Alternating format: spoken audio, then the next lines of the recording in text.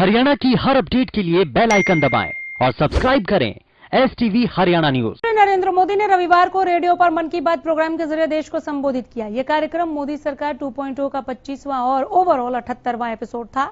इस कार्यक्रम में पीएम ने ओलंपिक से लेकर वैक्सीनेशन तक, आयुर्वेद से लेकर जल संरक्षण तक सभी मुद्दों का जिक्र किया।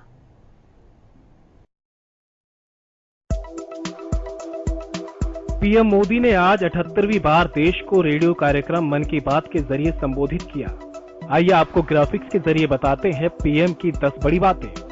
फ्लाइंग सिख मिल्खा सिंह को याद किया। मजदूर का बेटा खेलेगा अपना पहला ओलंपिक। वैक्सीन से जुड़ी अफवाहों को रोकने का काम करें। कोरोना की बीमारी बहुरूपिये वाली। 21 जून को वैक्सीनेशन का रिकॉर्ड बना। कोरोना काल में डॉक्टर्स का अहम योगदान। जल संरक्षण देश सेवा का ही एक रूप। भारत के ग्रामीणों ने दिया सूझबूझ का परिचय। अमृत महोत्सव से जुड़ने की अपील की। प्रधानमंत्री ने दिया इंडिया फर्स्ट का मंत्र। प्रधानमंत्री मोदी ने मन की बात कार्यक्रम की शुरुआत ओलंपिक खेलों की बात करते हुए की।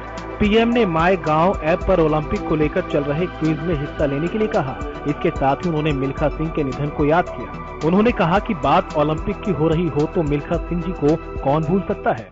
इसके साथ ही प्रधानमंत्री मोदी ने ओलंपिक में हिस्सा लेने जा रहे खिलाड़ियों के संघर्ष को भी याद किया। उन्होंने बताया कि कैसे सुविधाओं के अभाव में भी खिलाड़ियों ने अपनी तैयारियों पर असर नहीं पड़ने दिया। प्यारे देशवासियों, नमस्कार।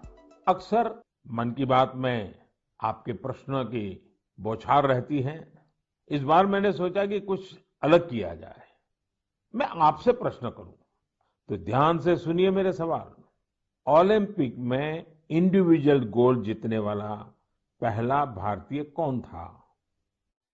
ओलंपिक के कौन से खेल में भारत ने अब तक सबसे ज्यादा मेडल जीते हैं? ओलंपिक में किस खिलाड़ी ने सबसे ज्यादा पदक जीते हैं? साथियों, आप मुझे जवाब भेजे न भेजे, पर माय गॉव में ओलंपिक्स पर जो क्विज है उसमें प्रश्नों के उत्तर देंगे तो कई सारे इनाम जीतेंगे। ऐसे बहुत सारे प्रश्न माय गॉव के रोड टू टोक्यो क्विज में है। आप रोड टू टोक्यो क्विज में भाग लें। भारत ने पहले कैसा परफॉर्म किया है, हमारी टोक्यो ओलंपिक्स के लिए अब क्या तैयारी है, ये सब खुद जाने और दूसरों को भी बताएं। जब बात टोक्यो ओलंपिक्स की हो रही हो तो भला मिल्खा सिंह जी जैसे लीजेंडरी एथलीट को कौन भूल सकता है। कुछ दिन पहले ही कोरोना ने उन्हें हमसे छीन लिया। जब वे अस्पताल में थे तो मुझे उनसे बात करने का अवसर मिला था। बात करते हुए मैंने उनसे आग्रह किया था।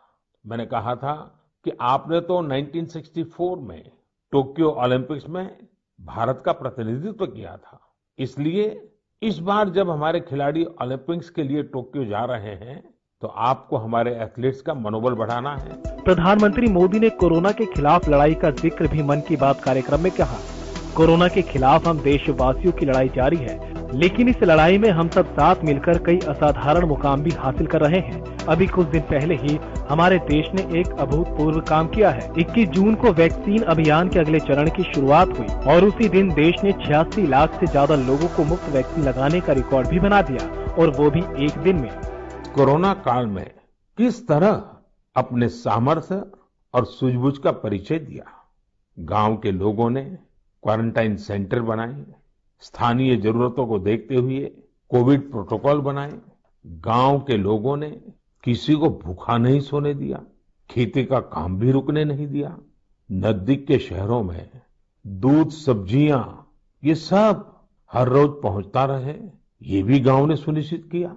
यानी खुद को संभाला, औरों को भी संभाला। ऐसे ही हमें वैक्सीनेशन अभियान में भी करते रहना है। हमें जागरूक रहना भी है और जागरूक करना भी है। गांव में हर एक व्यक्ति को वैक्सीन लग जाए, ये हर गांव का लक्ष्य होना चाहिए।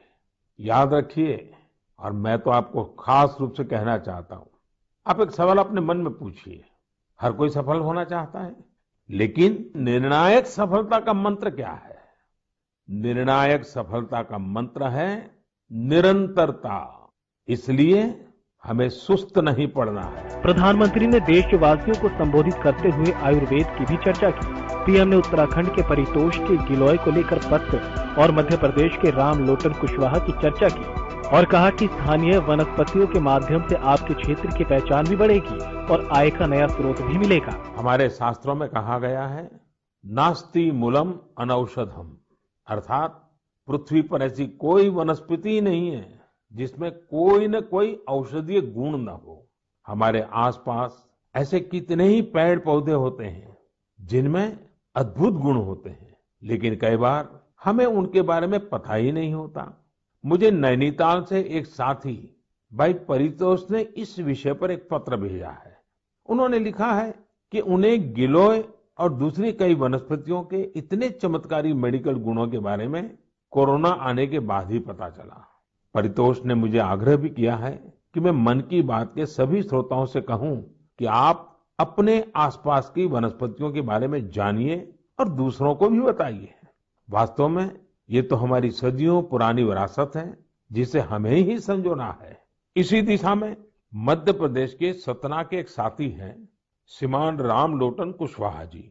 उन्होंने बहुत ही सराहनीय काम किया है। रामलोटन जी ने अपने खेत में एक देशी म्यूजियम बनाया है। इस म्यूजियम में उन्होंने सैकड़ों औषधीय पौधों और बीजों का संग्रह किया है। इन्हें वो दूर सुदूर क्षेत्रों से यहाँ लेकर आए हैं।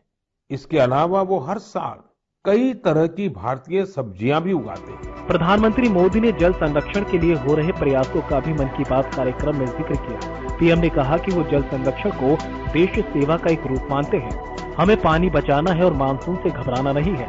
इसी कड़ी में पीएम ने जल संरक्षण के क्षेत्र में किए कार्यों के लिए उत्तराखंड के पौड़ी गढ़वाल के शिक्षक भारती की चर्चा की और उनके कार्यों की सराहना भी की।